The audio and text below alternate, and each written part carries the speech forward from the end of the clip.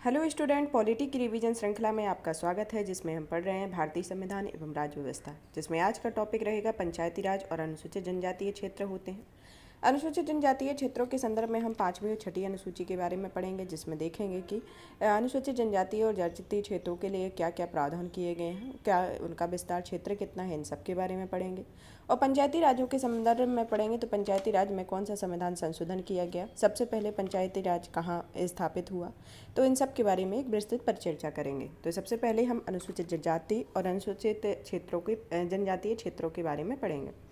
इसमें आता है कि संविधान के अनुसूचित और जनजातीय क्षेत्रों को संविधान के भाग 11 के अंतर्गत अनुच्छेद 244 के अंतर्गत दिया गया है, जिसमें उपबंधों की व्याख्या की गई है, जिसमें अनुसूची 5 और 6 में की गई है, जिनमें जनजाति बहुल क्षेत्रों में अनुसूचित क्षेत्रों तथा जनजातीय क्षेत्रों के रूप में परिभाषित किया गया है। इसके अलावा अनुच्छेद 244 के का में कहा गया है, का में 22वें संविधान संशोधन 1969 में संसद को यह शक्ति प्रदान की गई कि वह विधि द्वारा असम के किसी जनजातीय क्षेत्रों को मिलाकर एक स्वायत्त राज्य की स्थापना कर सकती है।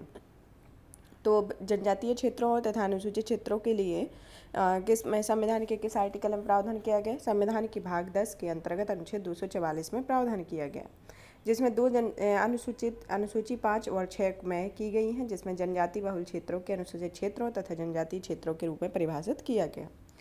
अब आता है अनुच्छेद 244(1) के अंतर्गत क्या कहा गया। अनुच्छेद 244 का क्लॉज 1 और क्लॉज 2 के अंतर्गत दोनों की व्याख्या की गई है 5वीं और 6ठी अनुसूची की, जिसमें अनुच्छेद 244 का क्लॉज 1 में कहा गया है कि 5वीं अनुसूची के प्रावधान 4 राज्यों असम, मेघालय, त्रिपुरा, मिजोरम को छोड़कर शेष सभी राज्यों के अनुसूचित क्षेत्रों तथा अनुसूचित जनजातियों के प्रशासन और नियंत्रण के लिए लागू होंगे। यह अनुच्छेद 244 का क्लॉज 1 कहता है। अनुच्छेद 244 का क्लॉज 2 कहता है कि इसमें 6ठी अनुसूची के उपबंध असम, मेघालय, त्रिपुरा, मिजोरम राज्यों के जनजातीय क्षेत्रों के प्रशासन के लिए लागू होंगे।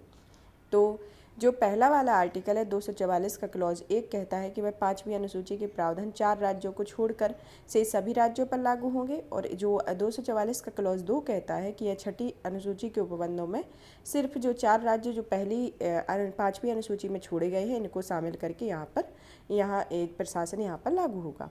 अब पढ़ते हैं 5वीं अनुसूची के बारे में। 5वीं अनुसूची में राष्ट्रपति को शक्ति दी गई है कि वह आदेश द्वारा किसी क्षेत्र को, अगर वह ऊपर बताए गए 4 राज्यों असम, मेघालय, त्रिपुरा, मिजोरम के अलावा किसी राज्य का हिस्सा अनुसूचित क्षेत्रों में घोषित कर देगा। दूसरा आता है राज्य की कार्यपालिका शक्ति का विस्तार अनुसूचित क्षेत्रों पर है, और इसका अर्थ होता है कि वह राज्य सरकार इन क्षेत्रों में प्रशासन चलाने के लिए सक्षम है। तीसरा आता है कि जिन राज्यों में अनुसूचित क्षेत्र होने राज्यपालों के लिए अनिवार्य है कि वे प्रतिवर्ष राष्ट्रपति को राज्य के अनुसूचित क्षेत्रों के प्रशासन के संबंध में रिपोर्ट सौंपें। और नेक्स्ट पॉइंट आता है कि केंद्र सरकार को शक्ति दी गई है कि वह राज्य सरकार को उस राज्य में स्थित अनुसूचित क्षेत्रों के प्रशासन के संबंध में निर्देश दे सकते हैं। और जिन राज्यों में अनुसूचित क्षेत्र या अनुसूचित जनजातियाँ उपस्थित हैं, उनके प्रशासन के सहयोग देने के लिए 5वीं अनुसूची के अंतर्गत जनजाति सलाहकार परिषद का प्रावधान किया गया है, जिसमें संसद को यह शक्ति दी गई है कि वह 5वीं अनुसूची के किसी भी उपबंध पर संशोधन, परिवर्तन या निरसन कर सकती है। यह 5वीं अनुसूची के अंतर्गत है। इसमें क्या क्या पॉइंट है? पहला तो एक कि राष्ट्रपति को शक्ति दी गई है कि वह आदेश द्वारा किसी भी क्षेत्र को 4 राज्यों के अलावा किसी राज्य का हिस्सा है तो वह अनुसूचित क्षेत्र घोषित कर देगी। 4 राज्य कौन कौन से हैं? असम, मेघालय, त्रिपुरा, मिजोरम। फिर आता है राज्य की कार्यपालिका को शक्ति का विस्तार किया गया और अनुसूचित क्षेत्रों पर विस्तार किया गया। और जिन राज्यों में अनुसूचित क्षेत्र उनमें राज्यपालों के लिए अनिवार्य है कि वे प्रतिवर्ष राष्ट्रपति को एक राज्य के अनुसूचित क्षेत्रों के प्रशासन के संबंध में रिपोर्ट सौंपे। और आता है कि केंद्र सरकार को भी शक्ति दी गई है कि वह राज्य सरकार को उस राज्य में स्थित अनुसूचित क्षेत्रों के प्रशासन के संबंध में निर्देश दे सके। और जिन राज्यों में अनुसूचित क्षेत्र या अनुसूचित जनजातियाँ उपस्थित हैं, उनके प्रशासन में सहयोग देने के लिए 5वीं अनुसूची के अंतर्गत जनजाति सलाहकार परिषद का प्रावधान किया गया। और संसद को भी यह शक्ति दी गई है कि वह विधि द्वारा 5वीं अनुसूची के किसी भी उपबंध का संशोधन, परिवर्तन और निरसन कर सकती है। वह 5वीं अनुसूची के अंतर्गत है। अब आता है 6ठी अनुसूची। 6ठी अनुसूची में कहा गया है कि उन जनजातीय क्षेत्रों से संबंधित प्रावधान है जो उत्तर पूर्वी के 4 राज्यों असम, मेघालय, त्रिपुरा, मिजोरम में स्थित है। इन क्षेत्रों में 5वीं अनुसूची में वर्णित अनुसूचित क्षेत्रों की तुलना में अधिक स्वायत्तता प्रदान की गई है। यह इसके संदर्भ में है। तो यहाँ पर अनुसूचित और जनजातीय क्षेत्र का टॉपिक फिनिश होता है। अब हम पढ़ते हैं इसका नेक्स्ट टॉपिक आता है पंचायती राज के बारे में। पंचायती राज के बारे में क्या क्या प्रावधान है? सबसे पहली पंचायत कहाँ पर गठित हुई और कहाँ पर पंचायती नियम कहाँ लागू हुए, कहाँ त्रिस्तरीय पंचायत का उद्घाटन हुआ, 73वां संविधान संशोधन कब हुआ, 74वां संविधान संशोधन, पेशा अधिनियम, इन सब के बारे में एक विस्तृत परिचर्चा करते हैं और कौन कौन सी समिति गठित की गई इनका एक विस्तृत ब्यौरा देखते हैं। तो सबसे पहले देखते हैं कि पंचायती राज में 1882 में लॉर्ड रिपन ने स्थानीय सुशासन संबंधी प्रस्ताव दिया था, जिसे भारतीय सुशासन के संस्थाओं के इतिहास में मैग्ना कार्टा कहा जाता है। और इसके प्रस्ताव के तहत रिपन ने नगरीय स्थानीय संस्थाओं के साथ साथ ग्राम पंचायतों, न्याय पंचायतों और जिला स्तर पर जिला बोर्ड के प्रस्ताव का रखा था। भारत शासन अधिनियम 1919 में स्थानीय सुशासन को हस्तांतरित विषयों में रखा गया था, अर्थात इसके संबंध में कानून बनाने की शक्ति प्रांतीय विधायिकाओं को दी गई थी।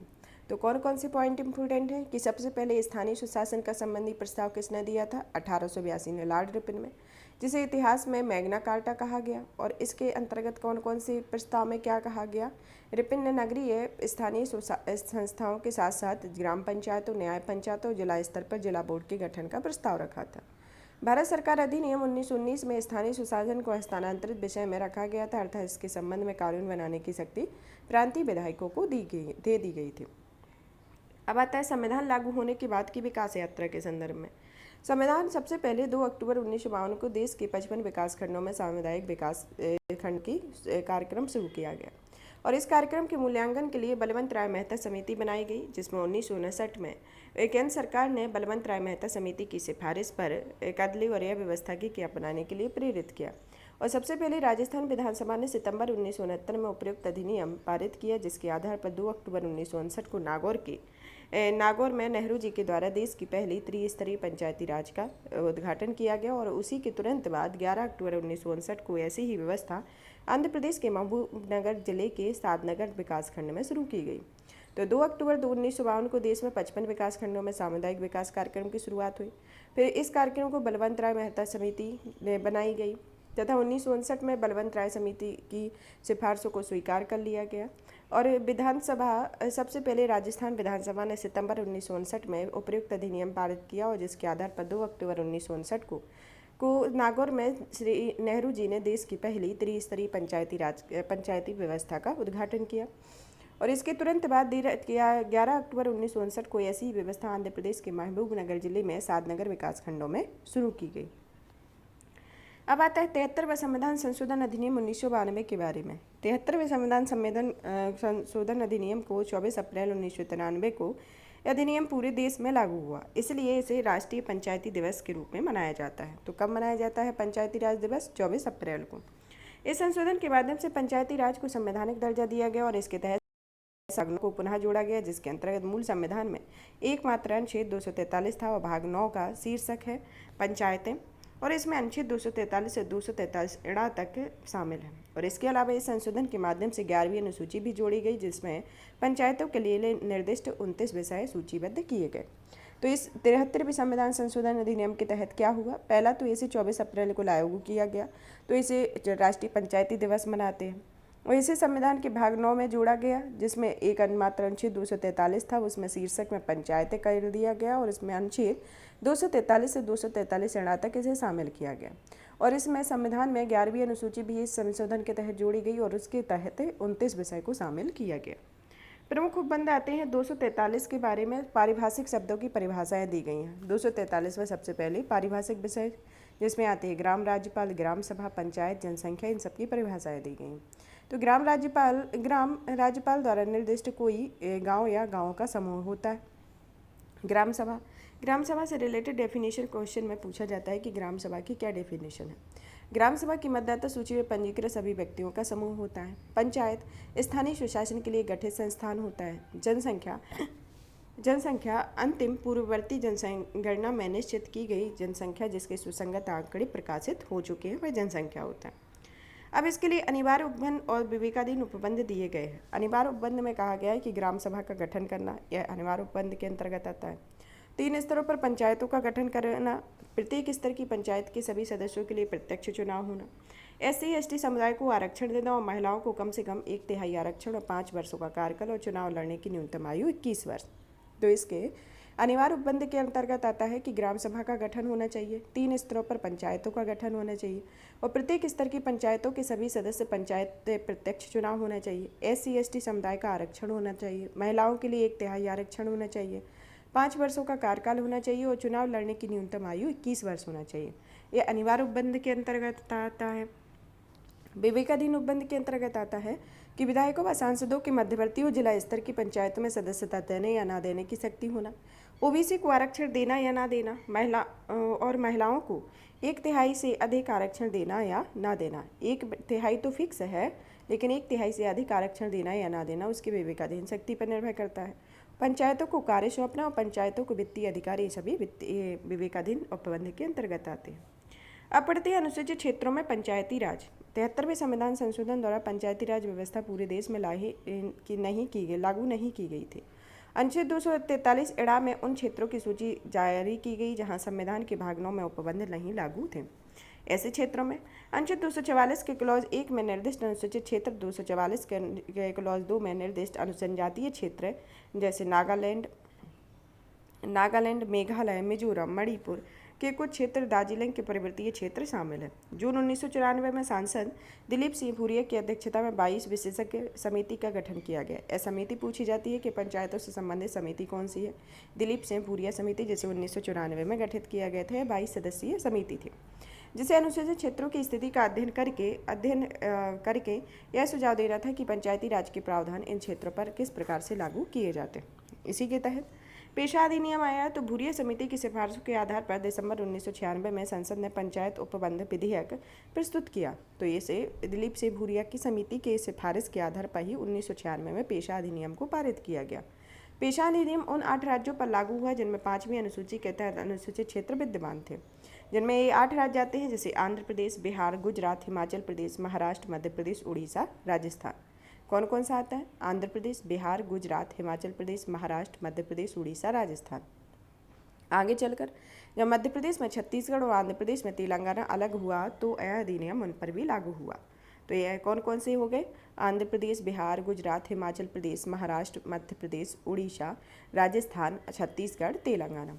पेशा अधिनियम के प्रमुख प्रावधान को देखते हैं। पेशा अधिनियम में निम्नलिखित प्रावधान है, जिसमें पहला आता है कि राज्य विधानमंडल अनुसूचित क्षेत्रों के लिए ऐसे कानून बनाएंगे जो जनजातियों के पारंपरिक कानूनों, सामाजिक धार्मिक रिवाजों और समुदाय के संसाधन प्रबंधन के परंपरागत तरीकों के अनुरूप हों। दूसरा आता है कि प्रत्येक ग्राम सभा के पास यह क्षमता होगी कि वह अपने लोगों की परंपराओं, प्रथाओं, उनकी सांस्कृतिक पहचान, सामुदायिक संसाधनों और झगड़े सुलझाने के परंपरागत तरीकों का संरक्षण कर सके। नेक्स्ट पॉइंट आता है कि अनुसूचित क्षेत्रों में विकास परियोजनाओं के लिए भूमि का अधिग्रहण करने से पहले और ऐसी परियोजनाओं के कारण प्रभावित हुए लोगों का पुनर्वास करने से पूर्व ग्राम सभा या पंचायतों के उच्च स्तर से सलाह ली जाएगी। यह पेशा अधिनियम के तहत इसके निम्नलिखित प्रावधान रहे। अब 74वें संविधान संशोधन द्वारा पंचायतों की तरह ही नगरपालिका को भी संवैधानिक प्रतिष्ठा प्राप्त हुई। इसमें नगरपालिकाओं के संदर्भ में 74वां संविधान संशोधन किया गया। अब पढ़ते हैं प्रत्येक समिति के बारे में, जो समिति गठित की गई। बलवंत राव मेहता समिति, अशोक मेहता समिति, जीवे की राव समिति और लक्ष्मीमम सिंगमम समिति। तो सबसे पहले पढ़ते हैं बलवंत राय मेहता समिति के बारे में। तो बलवंत राय मेहता समिति में कहा गया कि सामुदायिक विकास कार्यक्रमों में अपेक्षित सफलता नहीं मिल पाने का मूल कारण जन सहभागिता की उपेक्षा है और जन सहभागिता सुनिश्चित करने का सबसे ठोस तरीका पंचायती राज का ही होता है और पंचायतों का त्रिस्तरीय चाहिए। तो ये बलवंत राय समिति ने कहा। फिर आती है अशोक मेहता समिति। अशोक मेहता समिति को पंचायती व्यवस्था द्विस्तरीय होनी चाहिए। उन्होंने कहा द्विस्तरीय होनी चाहिए। पहले स्तर पर मंडल पंचायत हो और दूसरे स्तर पर जिला परिषद। और पंचायतों का कार्यकाल 4 वर्षों का होना चाहिए। पंचायतों के चुनाव दलगत आधार पर होना चाहिए और पंचायती राज संस्थाओं को संवैधानिक दर्जा दिया जाना चाहिए। तो अशोक मेहता समिति ने कौन कौन सी सिफारिश की? पहली तो ये कि वे द्विस्तरीय पंचायती राज होना चाहिए, 4 वर्षों का कार्यकाल होना चाहिए, दलगत आधार पर चुनाव होना चाहिए और पंचायती राज संस्थाओं को संवैधानिक दर्जा दिया जाना चाहिए। तो संवैधानिक दर्जा की किसने चर्चा की? अशोक मेहता समिति। फिर आते हैं जीवी की राव समिति। जीवी की राव समिति को सामान्यतः कार्ड समिति के संक्षिप्त नाम से भी जाना जाता है। इस समिति को कार्ड समिति के नाम से जानता हुआ समिति ने निम्नलिखित सिफारिशें की। पहला तो ये कि इन्होंने पंचायती राज ढांचा को 4 स्तरीय होना चाहिए, इन्हें चतुर्थ स्तरीय कहा। 3 स्तर तो गाँव, खंड और जिले के हों और चौथे स्तर के रूप में राज्य विकास परिषद का गठन किया जाना चाहिए, जिसकी अध्यक्षता मुख्यमंत्री करे और सभी मंत्री व सभी जिला अध्यक्ष इसके सदस्य हो। यह जीवी के राव समिति की अनुशंसा थी। फिर आती है बलवंत राव लक्ष्मीमम सिंघवी समिति की सिफारिशें। पंचायती राज व्यवस्था को संवैधानिक दर्जा दिया जाना चाहिए। पंचायती चुनावों को दलगत व्यवस्था को नहीं अपनाया जाना चाहिए। फिर आता है इन समितियों की सिफारिशों को ध्यान में रखते हुए प्रधानमंत्री राजीव गांधी 1989 के लोकसभा चुनाव के पहले पंचायती राज को संवैधानिक दर्जा प्रदान करने वाला 64वां संविधान संशोधन विधेयक पारित करना चाहते थे, लेकिन भी राज्यसभा में अपेक्षित बहुमत न मिलने के कारण हासिल नहीं कर पाए और आगे यही विधेयक 73वें संविधान संशोधन का आधार बना। यह लक्ष्मण सिंह समिति की सिफारिश थी। अब पढ़ते हैं नगरपालिका के बारे में। नगरपालिका का गठन कब हुआ और किस संविधान संशोधन के तहत किया गया। 74वें संविधान संशोधन के उपबंध में प्रमुख उपबंध में आता है कि यह नगरपालिकाओं तथा शहरी भारत के स्थानीय सुशासन की संस्थाओं पर साथ था। इसमें अनुच्छेद 243 का जो 43P कहते हैं उसको, और 243 या छा मतलब ZG तक नगरपालिकाओं के जुड़े विभिन्न प्रावधान दिए गए हैं, जिसमें नगरपालिका, नगरपालिका क्षेत्र, महानगर क्षेत्र समिति की परिभाषाएं दिखाई गई हैं। जिसमें नगरपालिका की परिभाषा के अंतर्गत कहते हैं कि प्रत्येक ऐसी संस्था शामिल है जिसमें अनुच्छेद 243Q के तहत नगरीय स्थानीय सुशासन के लिए गठित किया गया है, चाहे किसी राज्य में उसका कुछ भी नाम हो। नगरपालिका क्षेत्र, नगरपालिका क्षेत्र ऐसा क्षेत्र होता है जो किसी नगरपालिका के तहत आने वाले प्रादेशिक क्षेत्र होते हैं जिसे राज्यपाल द्वारा अधिसूचित किया जाता है। महानगर क्षेत्र वैसे क्षेत्र होते हैं जो 10 लाख या अधिक उससे अधिक आबादी वाला क्षेत्र है, जिसमें एक या अधिक जिले शामिल होते हैं जो 2 या अधिक नगरपालिकाओं तथा पंचायतों या अन्य संलग्न क्षेत्रों से मिलकर बनते हैं। इसलिए यह भी जरूरी है कि राज्यपाल उस क्षेत्र को लोक अधिसूचना द्वारा महानगर क्षेत्र घोषित किया गया हो। समिति के संदर्भ में समिति का अर्थ होता है कि 243S से तहत गठित की गई कोई समिति, चाहे वह वार्ड समिति हो या अन्य समिति हो। अब नगरपालिकाओं के विभिन्न स्तर के संदर्भ में कि अनुच्छेद 243Q के अंतर्गत नगरपालिकाओं के 3 स्तर की चर्चा की गई है, जिसमें पहला आता है नगर पंचायत, दूसरा आता है नगरपालिका परिषद और तीसरा आता है नगर निगम। इनमें स्पष्टीकरण दिया गया है कि नगर पंचायत के अंतर्गत कहा गया है कि यह संक्रमणशील क्षेत्रों में गठित की जाती है और संक्रमणशील क्षेत्र उस क्षेत्र को कहते हैं जो ग्रामीण क्षेत्र के शहरी क्षेत्र में परिवर्तित हो रहा हो। दूसरा आता है नगरपालिका परिषद। नगरपालिका परिषद में इन्हें लघु नगरीय क्षेत्रों में गठित किया जाता है। नगर निगम परिषद, नगर निगम इनका गठन बृहत्तर नगरीय क्षेत्रों में किया जाता है। फिर आता है नगरपालिकाओं के आरक्षण के संदर्भ में अनुच्छेद 243T के तहत नगरपालिकाओं में आरक्षण से जुड़े प्रावधान किए गए हैं। इसके तहत 3 वंचित वर्गों जिसमें अनुसूचित जातियों, अनुसूचित जनजातियों तथा महिलाओं के आरक्षण दिया जाना अनिवार्य किया गया, जबकि अन्य पिछड़े वर्गों को आरक्षण देने या न देने का फैसला राज्य विधानमंडलों के विवेक पर छोड़ा गया।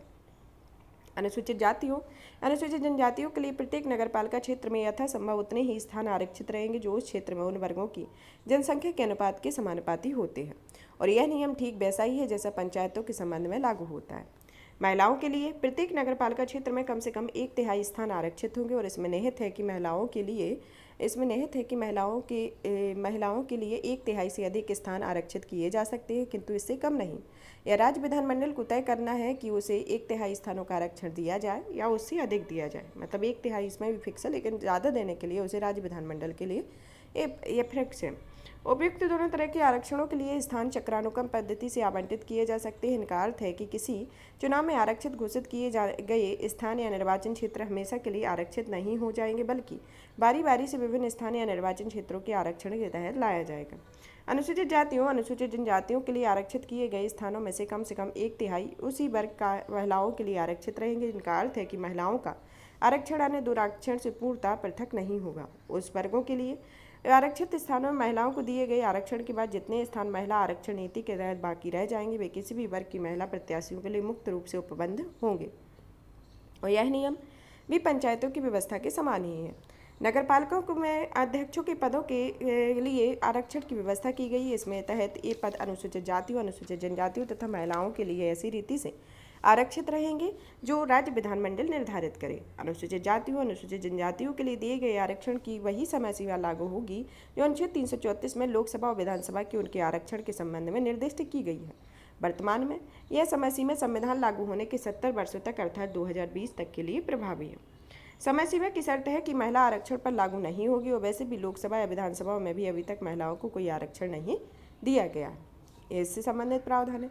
अब अन्य प्रमुख क्या प्रावधान है? अन्य प्रमुख प्रावधान में आते हैं कि प्रत्येक नगरपालिका चाहे वह किसी भी स्तर की हो अपनी पहली बैठक में 5 वर्षों की अवधि तक बनी रहेगी और वह किसी भी स्थिति में इससे अधिक की अवधि के अस्तित्व में नहीं रहेगी। नगरपालिका की अवधि पूर्ण होने के पहले नए चुनाव कराए जाएंगे। नगरपालिका को उस समय प्रवृत्त किसी विधि के तहत 5 साल से भी पहले विघटित किया जा सकेगा। इसका अर्थ है कि यदि राज्य विधानमंडल से नगरपालिका से संबंधित अपनी तिथि में नगरपालिका के विघटन की कोई रीति निर्दिष्ट कर रखी है तो उसके तहत किसी नगरपालिका को 5 वर्ष की अवधि पूर्ण करने के पहले विघटित किया जा सकता है। गौरतलब है कि अगर किसी नगरपालिका का विघटन उसका कार्यकाल पूरा होने के पहले किया जाता है तो उसे सुनवाई का अवसर दिया जाना अनिवार्य है और यह उपबंध पंचायत वाले भाग में नहीं बल्कि नगरपालिका वाले भाग में स्पष्ट रूप से बताया गया है। और अगर किसी नगरपालिका का विघटन उसकी 5 वर्ष की अवधि के पहले किया जाता है तो उसमें 6 माह के अंदर ही चुनाव कराया जाएगा और अगर विघटन के समय में नगरपालिका की शेष अवधि 6 माह बची हो तो नया चुनाव कराना अनिवार्य नहीं होगा। तो यह चुनाव से संबंधित है। अब आते हैं राज्य विधानमंडल की सदस्यता के लिए 25 वर्ष की न्यूनतम आयु निर्धारित की है, लेकिन नगरपालिका की सदस्यता के लिए 21 वर्ष की आयु न्यूनतम रखी गई है। अब पढ़ते हैं इसकी करारोपण की शक्तियाँ एवं निधियों के बारे में। अनुच्छेद 243 एक्स कहता है कि इसमें राज्य विधानमंडल को शक्ति दी गई कि वह विधि द्वारा नगरपालिकाओं की करारोपण की शक्तियों के संदर्भ में प्रावधान कर सकती है, जिसमें वे नगरपालिकाओं को कर, शुल्क, पदकर, फीसें अधिरूपित करने, संकलित करने और विनियोजित करने की प्राधिकृत कर सकती है। राज्य सरकार के कर राजस्व में से कोई हिस्सा निश्चित प्रयोजनों के लिए नगरपालिकाओं को देने का उपबंध कर सकेंगे। राज्य की संचित निधि में से नगरपालिकाओं को सहायता अनुदान देने के लिए उपबंध कर सकेंगे। नगरपालिकाओं द्वारा उनकी ओर से प्राप्त किए गए सभी धनों को जमा करने के लिए निधियों का गठन कर सकेंगे तथा ऐसी निधियों में से धन निकालने की प्रणाली के संबंध में उपबंध कर सकेंगे। और अनुच्छेद 243 वाई में व्यवस्था की गई है कि अनुच्छेद 243 आई के तहत राज्य के लिए गठित वित्त आयोग पंचायतों के साथ नगरपालिकाओं के वित्तीय स्थिति का भी पुनरावलोकन करेगा।